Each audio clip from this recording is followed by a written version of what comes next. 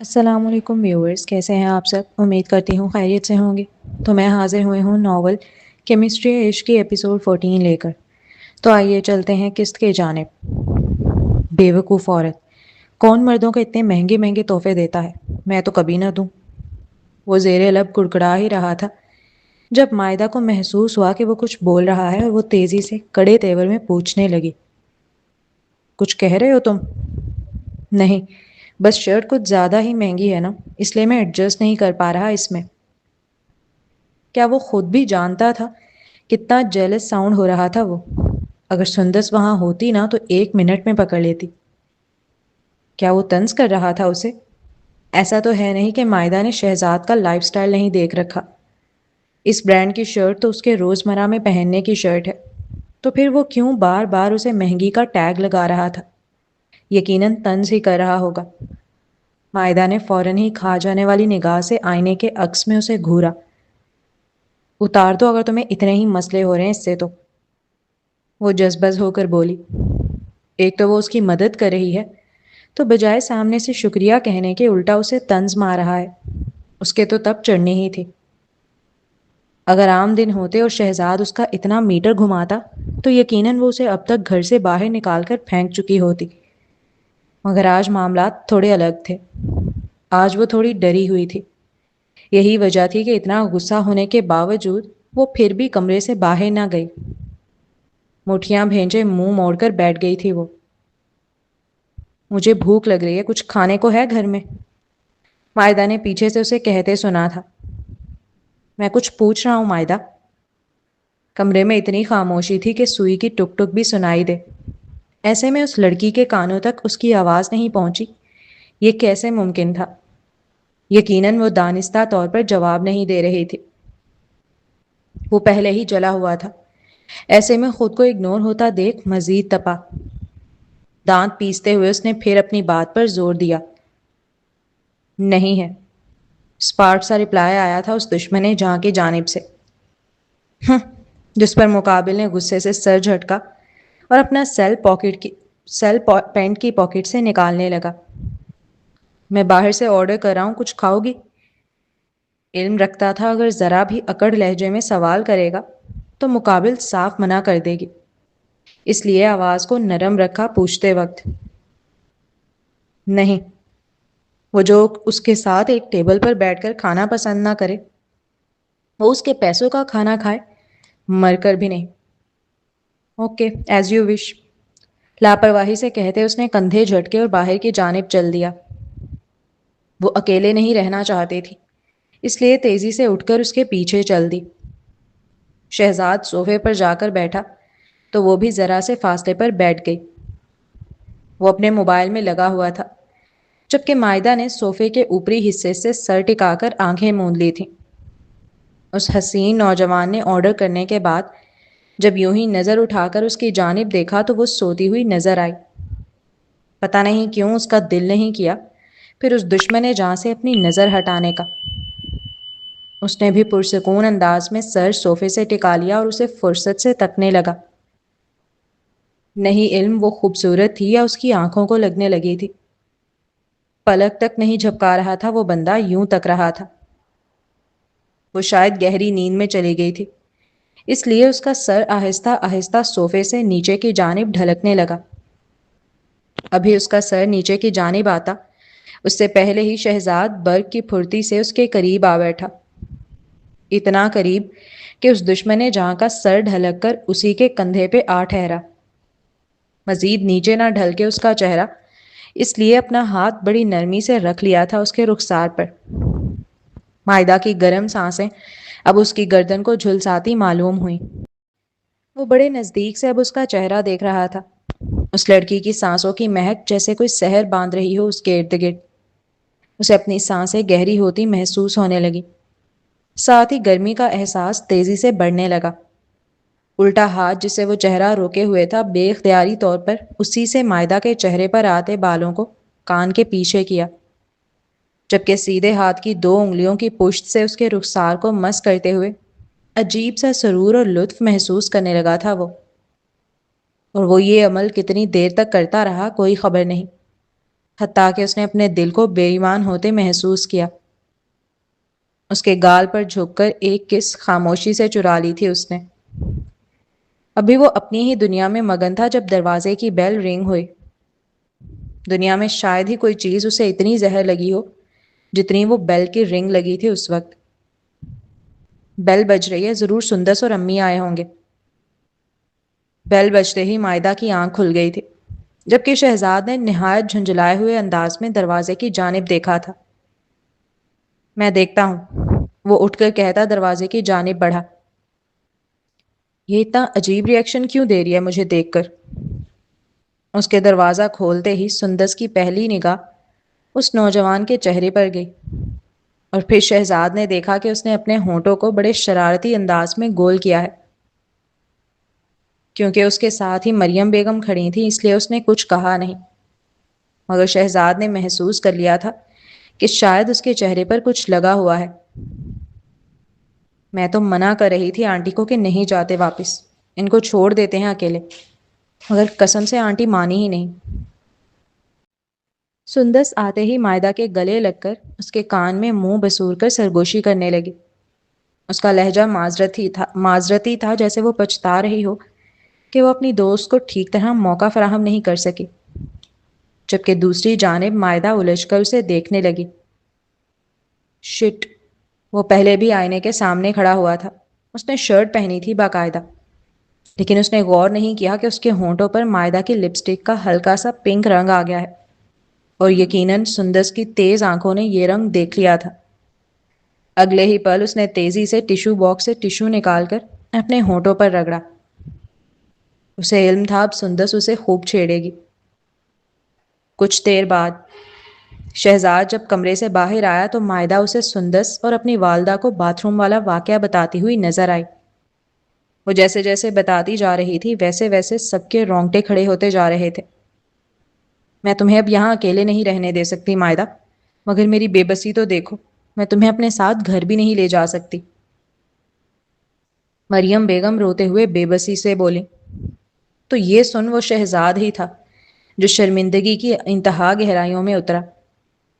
آگے کنواں، پیچھے کھائی والا حساب تھا بالکل۔ گھر لے کر جائیں تو باپ چاچا مار دے غیرت کے نام پر، اور نہ لے کر جائیں تو یہ کالا جادو مار دے۔ جو واقعات اس کے ساتھ ہو رہے تھے ایسے میں اسے اکیلا نہیں چھوڑا جا سکتا تھا۔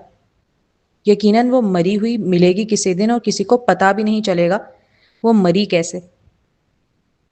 آنٹی آپ کیوں رو رہی ہیں؟ میں ہوں نا۔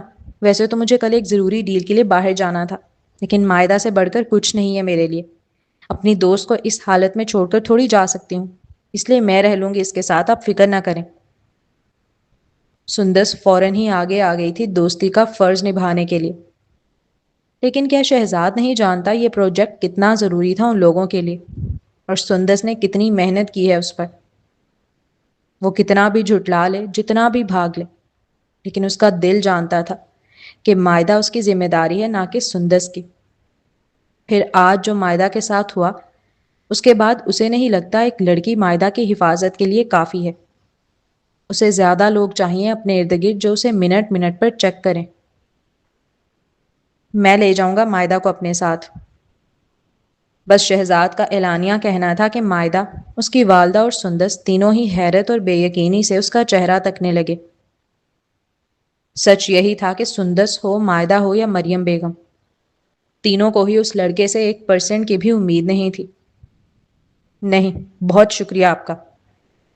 ایک دو لمحوں کے لیے تو مائدہ بالکل شوق میں چلی گئی تھی، لیکن پھر اپنی حیرت پر قابو پاتے اس نے اسپار سے لہجے میں صاف انکار کیا۔ وہ جانتی تھی وہ صرف طرز کھا کر مدد کر رہا ہے، کیونکہ اپنی ذمہ داری ماننے والا شخص تو وہ ہے ہی نہیں۔ اگر ہوتا تو کیا وہ ان حالات میں ہوتی؟ شہزاد کے آگ لگی تھی جب اس دشمن جان نے منہ پر صاف انکار کیا۔ مائدہ چپ رہو تم۔ مریم بیگم اب فوراً ہی مائدہ کو ڈپٹنے لگی۔ اس سے اچھی اور کیا بات ہو سکتی تھی بھلا کہ شہزاد اپنی ذمہ داری لینے خود آ گیا ہے۔ اب وہ مائدہ کو جذباتی ہو کر یا غصے میں اپنے ہی پاؤں پہ کلہاڑی مارنے نہیں دے سکتی تھی۔ امی، مائدہ نے فوراً احتجاج بلند کیا۔ کیا اس کی والدہ بھول گئی ہیں کہ یہ وہی شخص ہے جس نے اسے ذلیل کیا؟ اور اس کے بچے کو اپنا نام دینے سے صاف انکار کر دیا، بلکہ کہا کہ ابورشن کروا لے۔ مائدہ عقل سے کام لو یار، اس وقت میری، تمہاری آنٹی اور شہزاد کی فرسٹ پرائیورٹی تمہاری حفاظت ہے، جو میں اکیلی نہیں کر سکتی اس گھر میں رہ کر۔ شہزاد کے گھر میں کافی سارے ملازم ہیں، پھر بچے بھی ہوں گے، تم ہر وقت کافی سارے لوگوں کے بیچ میں رہو گے، جو تمہارے لیے بہترین ہے، اس لیے مان جاؤ پلیز۔ سندس نے اس کا ہاتھ اپنے ہاتھ میں قید کرتے ہوئے بڑی محبت اور نرمی سے سمجھایا، مجھے سوچنے کا وقت دو۔ وہ چاہ کر بھی راضی نہیں ہو پا رہی تھی شہزاد کی مدد لینے کے لیے، خاص طور پر جب اس کے گھر جانا پڑے، اس گھر جہاں دیا رہتی تھی، جہاں ان کی محبتوں اور یادوں کا بسیرا ہے۔ آج رات کا وقت ہے تمہارے پاس، سوچ لو، اگر میں بتا دوں میں صبح اپنے ساتھ لے کر ہی جاؤں گا۔ ویسے تو وہ مرتی تھی اس کے قریب آنے کے لیے، اور آج جب اسے موقع مل رہا ہے تو فالتو کے نخرے دکھا رہی ہے۔ یہی سوچ وہ دانت پیستے ہوئے ایک ایک لفظ چتا کر بولا۔ فی الحال وہ کتنے ہی نخرے دکھاتی رہے، جب اس نے کہہ دیا کہ وہ لے کر جائے گا تو مطلب تھا کہ کوئی مائی کا لال اب اسے روک نہیں سکتا مائدہ کو اپنے ساتھ لے جانے سے، خود مائدہ بھی نہیں۔ وہ کتنا ضدی تھا یہ تو دنیا جانتی ہے۔ دوسری جانب مائدہ شدید کڑی تھی اس کے جواب پر، اچھی زبردستی تھی۔ اب چلتے ہیں اگلے سین کی جانب۔ صبح ہوتے ہی جہاں سندس مریم بیگم کو لے کر نکلی تھی، وہیں دوسری جانب شہزاد مائدہ کو لے کر نکلا۔ گاڑی چلاتے ہوئے بار بار وہ اس دشمن جاں کی جانب دیکھ رہا تھا، اس لڑکی کی جانب جو گاڑی میں بیٹھنے کے بعد سے ایک بار بھی اس کی طرف نظر عنایت نہیں کر رہی تھی۔ چہرے پر ناگواری کے تاثرات تھے اس کے، جیسے زبردستی کی جا رہی ہے اس کے ساتھ۔ یہ دیکھ وہ دل ہی دل جلا ہی تھا اب، اور سچ بھی یہی تھا کہ اس کے ساتھ زبردستی کی تھی سندس اور اس کی ماں نے، ورنہ کیا وہ اس ستمگر کے ساتھ رہنے کے لیے تیار ہوتی؟ ہرگز نہیں۔ اترو یا گاڑی میں ہی بیٹھ کے سوگ بناتے رہنا ہے تم نے۔ گاڑی گھر کے پورش ایریا میں آ کر رکی تو اس نوجوان نے دیکھا کہ مائدہ ابھی بھی گمسم سی بیٹھی ہے۔ وہ خود کو سیٹ بیلٹ سے آزاد کرتے ہوئے جل کر بولا تھا۔ مائدہ اور شہزاد گھر میں داخل ہوئے تو سامنے ہی طوبہ اور بچے ناشتہ کرتے ہوئے نظر آئے۔ مائدہ آنی، بچوں کے لیے تو مائدہ کا صبح صبح آ جانا ہی کسی سرپرائز سے کم نہ تھا، جبکہ دوسری جانب طوبہ کی نظر سب سے پہلے شہزاد اور مائدہ کے پیچھے آتے اس سوٹ کیس پر گئی تھی جو ملازم کھینچتا ہوا لے کر آ رہا تھا۔ بچوں کو خوشی سے چہکتے چہروں کے ساتھ اپنی جانب آتا دیکھ وہ لڑکی بھی مسکرا اٹھی۔ کیسے ہو آپ دونوں؟ وہ نیچے بیٹھ کر دونوں ننھے پھولوں کو پیار کرتے ہوئے بڑے پیار سے استفسار کرنے لگی۔ ہم دونوں ٹھیک، آپ یہاں رہنے آئی ہو آنی؟ ابراہیم کی تیز نگاہوں میں بھی وہ سوٹ کیس آ گیا تھا، اس سے رہا نہ گیا، پھر وہ عجلت سے پوچھ اٹھا۔ ہاں، کچھ وقت کے لیے۔ ابراہیم کے سوال کرتے ہی مائدہ خاموش ہو گئی تھی۔ ایک ہاں کرنا بھی اسے اپنی سیلف رسپیکٹ کی دھچیاں اڑاتا محسوس ہو رہا تھا، جبکہ شہزاد اسے نہ جواب دیتا دیکھ آہستگی سے بولا، جسے سن کر جہاں چھوٹے بچے خوشی سے دو دو فٹ اچھلے تھے، وہیں طوبہ آگ بگولا ہو کر تیزی سے اٹھ کر آئی۔ یہ بلیک وڈو یہاں رہے گی؟ یہ کیا بول رہے ہو تم؟ یہ تو میری آپی کا گھر ہے۔ وہ بے اعتباری کے عالم میں چیخی تھی شہزاد پر۔ اس کے لیے یہ یقین کرنا بہت مشکل تھا کہ شہزاد دیا کے گھر میں، اس کی بہن کے گھر میں آج دوسری عورت لے آیا ہے۔ دوسری عورت بھی کون؟ وہ عورت جس سے اس کی بہن سب سے زیادہ نفرت کرتی تھی، جس کا وجود ایک پل کے لیے بھی برداشت نہیں تھا، جسے اس نے اپنے بچوں تک کو دیکھنے نہیں دیا کبھی۔ طوبہ، آواز نیچے رکھو۔ شہزاد کو بالکل پسند نہیں تھا کسی کا بھی اس پر اپنی آواز بلند کرنا۔ نہایت سرد مہری سے اس کی جانب تکتے وہ ایک ایک لفظ چبا چبا کر ادا کر رہا تھا۔ اس کے سرد مہری سے کہتے ہی طوبہ حیران رہ گئی۔ کیا اسے شرمندہ نہیں ہونا چاہیے تھا؟ ایک تو وہ دوسری عورت کو اس کی آپی کے گھر میں لے آیا ہے، اوپر سے غصہ دکھا رہا ہے، اس سے آواز نیچی رکھنے کی کہہ رہا ہے۔ مائدہ اب یہیں رہے گی اور اس معاملے میں کوئی بھی بحث نہیں سننا چاہتا۔ بہتر یہی ہے کہ تم اسے قبول کرو، ورنہ… شہزاد نہیں چاہتا تھا کہ بچوں یا ملازمین کے سامنے طوبہ کوئی تماشا کرے، اور اسے علم تھا کہ تماشا تو وہ کرے گی۔ اتنی آسانی سے قبول نہیں کر سکتی مائدہ کو اس گھر میں وہ. اس لیے دو ٹوک انداز میں اس نے اپنی بات اس کے آگے رکھی. ورنہ طوبا جو اپنے ذہن میں باتیں تیار کر رہی تھی شہزاد کی سوئی ہوئی محبت جگانے کے لیے، اسے احساس دلانے کے لیے کہ یہ دیا کا گھر ہے، وہ یکدم ٹھٹک کر رہ گئی اس کی دھمکی سن کر. اس لڑکی کے لیے پہلے تو یہی جھٹکا بہت تھا کہ دیا کے گھر میں وہ مائدہ کو لے آیا ہے، اور ابھی وہ اسی جھٹکے سے نہیں نکل سکی تھی کہ شہزاد نے دھمکی دے کر اسے مزید شاکڈ کر دیا. ورنہ میں تمہیں فلیٹ میں شفٹ کروا دوں گا، تم آرام سے وہاں رہنا، اگر بچوں کی یاد آئے تو ملنے آ جایا کرنا. طوبا کے کان سائیں سائیں کرنے لگے. کتنے ہی لمحے تو اسے یقین ہی نہیں آیا کہ یہ بات شہزاد کر رہا ہے. شہزاد ایک بہت ذہین مرد تھا. اسے اندازہ تھا کہ طوبا مائدہ کو اس گھر میں نہیں رہنے دے گی، اور مائدہ کی حالت ایسی نہیں ہے کہ وہ اسے کہیں اور جانے دے. پھر اسے ذہنی سکون کی بھی ضرورت ہے جو طوبا کے ہوتے ہوئے ممکن نہیں. اس لیے وہ پہلے ہی دماغ تیار کر چکا تھا کہ اگر طوبا کو مائدہ کے ساتھ ایک گھر میں رہنے میں مسئلہ ہوا تو وہ اسے دیا والے اپارٹمنٹ میں شفٹ کر دے گا. طوبا ہمیشہ اس لیے اتنا اچھلتی تھی کہ شہزاد اس کی سنتا تھا، لیکن آج پہلی بار شہزاد نے اسے لال جھنڈی دکھائی تھی، جس کے سبب اب منہ سے ایک لفظ تک ادا نہ ہو سکا تھا. وہ فوراً ہی روتے ہوئے اوپر کی جانب بھاگی تھی، جبکہ بچے خاموشی سے یہ منظر دیکھ رہے تھے. مائدہ نے نہیں دیکھا ابراہیم یا ثنا کی آنکھوں میں کوئی افسردگی ظاہر ہوئی ہو اپنی خالہ کو روتے دیکھ. آنی آپ ہمارے کمرے میں رہیں گی، ہمارا کمرہ بہت بڑا ہے.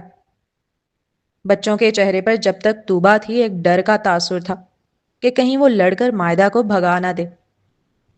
لیکن اس کے جاتے ہی فضا میں چہک لوٹ آئی، خوشی کی چہک.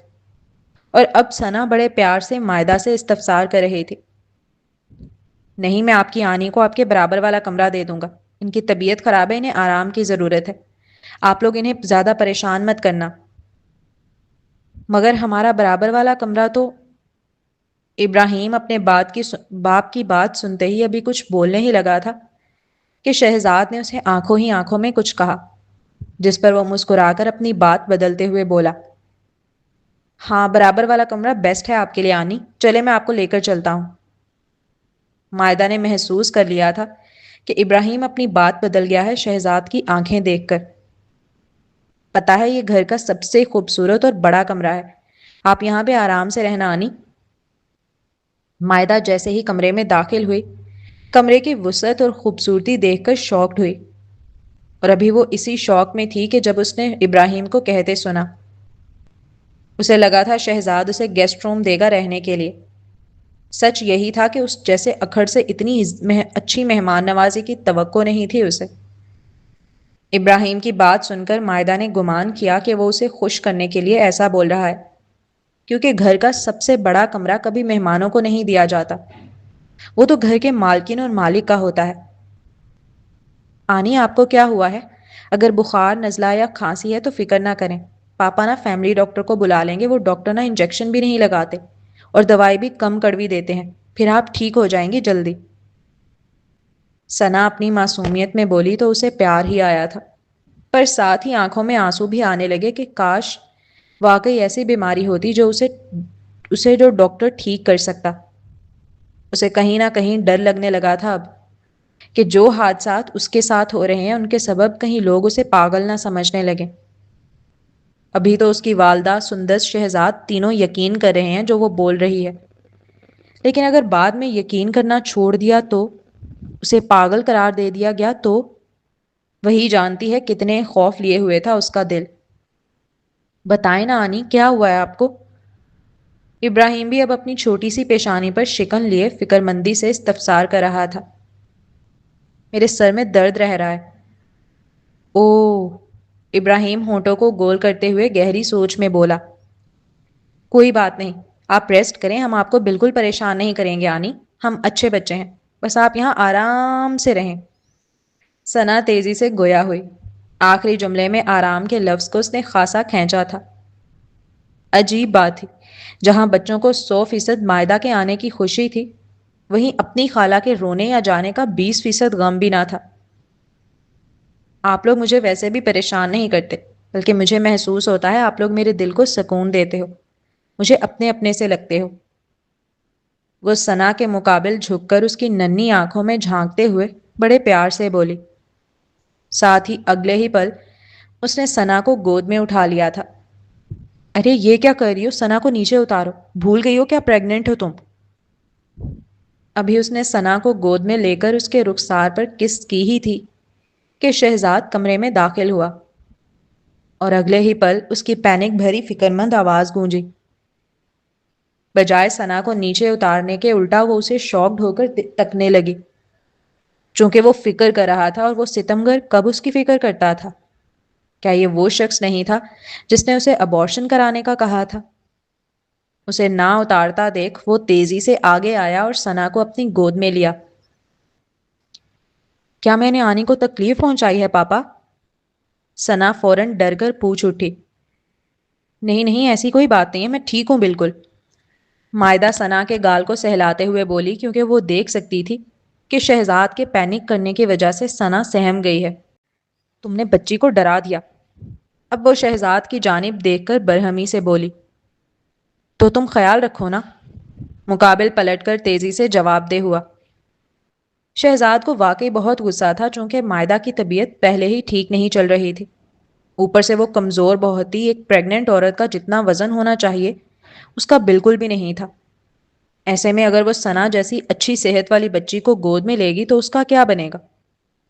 پھر پریگننٹ عورتوں کو شروع کے مہینوں میں ویسے بھی وزن اٹھانا منع ہوتا ہے۔ چلو بچوں، آنی کو آرام کرنے دو، اس دشمن جاں کو گھوری سے نوازتے ہوئے کہتا وہ بچوں کو مخاطب کر کے نرمی سے بولا۔ میں ٹھیک ہوں، مائدہ احتجاجاً تیزی سے جتاتے ہوئے بولی۔ آرام کرو۔ مگر وہ کب سن رہا تھا؟ اپنا حکم صادر کر کے ابراہیم کا ہاتھ پکڑ اور ثنا کو گود میں لیے وہ باہر نکل گیا تھا۔ یہ کچھ زیادہ ہی آرڈر نہیں چلا رہا مجھ پر؟ اس کے جانے کے بعد اب وہ اپنے بالوں میں انگلیاں ڈالے دانت پیستے ہوئے بولی۔ اب چلتے ہیں اگلے سین کی جانب۔ پاپا ایک سوال پوچھوں؟ وہ لیٹا ہوا تھا، ثنا کلرفل مارکر سے اس کے ہاتھ پر ڈرائنگ بنا رہی تھی۔ ڈرائنگ بناتے ہوئے اچانک اس نے اپنے والد کی جانب دیکھ کر کہا، آپ ایک نہیں 10 سوال پوچھیں پرنسس۔ اس نے مسکراتے ہوئے جواب دیا۔ آپ نے مائدہ آنی کو اپنا اور ماما والا روم کیوں دیا؟ شہزاد نے اپنے آنے سے پہلے ہی گھر پر کال کر کے کمرہ صاف کروا لیا تھا اور اپنی اور دیا کی ساری تصویریں ہٹانے کا کہہ دیا تھا، کیونکہ آپ کی مائدہ آنی ذہنی طور پر تھوڑی ڈسٹرب ہے، انہیں جسمانی اور ذہنی سکون کی ضرورت ہے اس وقت۔ آپ کی ماما والے کمرے سے جو باہر کا ویو نظر آتا ہے وہ ذہن کو سکون دیتا ہے، اس لیے وہ کمرہ اور اس کی کھڑکی سے نظر آنے والا ویو دیا نے خود ڈیزائن کروایا تھا۔ ایک ایک چیز، ایک ایک پھول اپنی مرضی سے لگوایا تھا اس نے۔ وہ کمرہ دیا کے لیے بہت خاص تھا۔ صبح جب سورج کی پہلی کرن آسمان کے کنارے سے جھانکتی تو اس کمرے کی کھڑکی سے باہر کا منظر کسی خواب جیسا لگنے لگتا۔ ہلکی سنہری روشنی دھیرے دھیرے پورے گارڈن پر بکھر جاتی، گھاس کے ننھے قطروں پر پڑتی دھوپ انہیں موتیوں کی طرح چمکانے لگتی، رنگ برنگے پھول تازہ ہوا میں ہلکے ہلکے جھومتے، جبکہ فوارے سے اچھلتا پانی سورج کی روشنی پڑنے پر یوں چمکتا جیسے شفاف ہیرے ہوا میں بکھر رہے ہوں۔ صبح کی ٹھنڈی ہوا جب کھڑکی سے اندر آتی تو اپنے ساتھ مٹی، پھولوں اور تازگی کی ملی جلی خوشبو لے آتی، ایسی خوشبو جو تھکے ہوئے ذہن کو بھی چند لمحوں کے لیے سکون دے دے۔ دن کے وقت وہی گارڈن اپنی پوری خوبصورتی کے ساتھ زندہ محسوس ہوتا، دور تک پھیلی ہریالی آنکھوں کو ٹھنڈک دیتی، درختوں کے سائے زمین پر عجیب خوبصورت نقش بناتے رہتے، کبھی کبھار پرندے فوارے کے کنارے آ بیٹھتے اور ان کی چہچہاہٹ ماحول کو مزید حسین بنا دیتی۔ پھر شام ڈھلکنے لگتی، سورج آہستہ آہستہ افق کی طرف جھکتا اور اس کی نارنجی روشنی پورے باغ پر بکھر جاتی، ایسا لگتا جیسے کسی نے آسمان پر سنہری اور نارنجی رنگ گھول دیے ہوں۔ فوارے کے پانی پر پڑتی وہ مدھم روشنی منظر کو اور بھی پرسحر بنا دیتی، ہلکی ہوا درختوں کی شاخوں کو حرکت دیتی اور پورا ماحول عجیب سی اداس مگر دلکش خاموشی میں ڈوب جاتا، ایسی خاموشی جو انسان کو اپنے اندر اترنے پر مجبور کر دے۔ اور پھر رات آتی، آسمان تاریکی کی چادر اوڑھ لیتا مگر اس پر جگمگاتے بے شمار ستارے منظر کو جادوئی بنا دیتے۔ کھڑکی سے نظر آنے والا چاند کبھی فوارے کے پانی میں عکس بناتا تو کبھی درختوں کی شاخوں کے درمیان سے جھانکتا محسوس ہوتا۔ رات کی ٹھنڈی ہوا اور پانی کے بہنے کی مدھم آواز مل کر ایسا احساس دلاتی جیسے پوری کائنات خاموشی سے انسان کے دل کو تسلی دے رہی ہو۔ اور وہ لڑکی کیا جانتی ہوگی کہ شہزاد نے صرف اسے ایک کمرہ نہیں دیا تھا، اس نے اپنے دل کا ایک حصہ دیا تھا اسے رہنے کے لیے، حصہ بھی وہ جو اس کے لیے بہت خاص تھا۔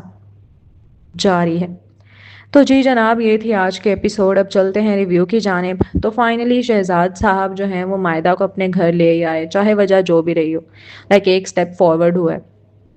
تو خیر مجھے اس پوائنٹ پہ غصہ بھی آیا تھا جب وہ بچوں کو بتا رہا تھا کہ ہاں کچھ وقت کے لیے، اوبیسلی ابھی تو وہ کچھ کہہ بھی نہیں سکتا، تو مجھے نہیں سمجھ آ رہا کہ اب یہ کیسے انسان کا بچہ بنے گا اور کیسے اس کے وہ سر سے وہ جادو والا ہٹے گا اور سارا کچھ۔ ایکچولی میں مجھے بہت ٹینشن ہو رہی ہے، لیکن ابھی ایک اچھا سین یہ ہوا کہ طوبا کی جو بے عزتی ہوئی ہے، اینڈ میں تو خوش ہو رہی تھی کہ اگر یہ نکل جاتی، پر وہ بھی کمینی ایسی ہے کہ وہ کبھی بھی نہیں نکلتی، ڈائن ہے پوری بہن کی طرح۔ اور خیر ایک رومانٹک سین بھی تھا ہمارے ہیرو ہیروئن کا، تو مزہ آیا۔ آج کے ایپیسوڈ بڑی ہلکی پھلکی سی تھی، کوئی ڈراونا سین کچھ بھی نہیں تھا، ورنہ پچھلی میں تو میرا دل اتنا دھک دھک کر رہا تھا پورے ٹائم۔ تو خیر آپ لوگ بھی ریویوز دیں اور ملتے ہیں نیکسٹ ایپیسوڈ میں۔ چینل کو ضرور سبسکرائب کر لیں اور بیل آئیکن بھی پریس کر دیں۔ اللہ حافظ۔